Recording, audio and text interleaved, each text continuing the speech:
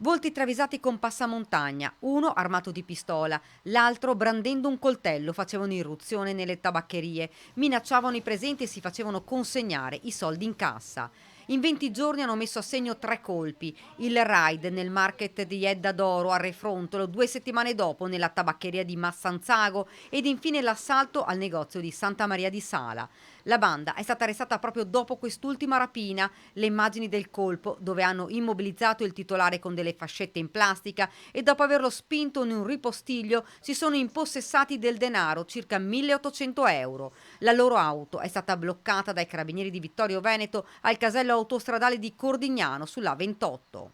Una riproduzione di una pistola occultata nel vano motore, oltre alla rifurtiva, ecco appunto di quest'ultima rapina fatta in Santa Maria di Sala. In manette sono finiti un 46enne di Conegliano e un 56enne di Vittorio Veneto, con loro in auto la complice 37enne compagna di uno dei due rapinatori. Per lei è scattata la denuncia. L'accusa per tutti è rapina aggravata in concorso. Un terzetto che già stavamo monitorando e che abbiamo ritenuto legati a una Fiat Punto di colore bianca che era apparsa nei luoghi immediatamente limitrofi a una rapina in Refrontolo ed un'altra nella provincia di, appunto di Padova. L'auto la vedete in queste immagini, ha parcheggiato poco distante il piccolo market di Refrontolo. La donna è entrata prima nel negozio, ha controllato che non ci fossero clienti e poi è uscita. Immediata l'irruzione dei complici che hanno terrorizzato l'anziana titolare, la signora Edda, 81 anni,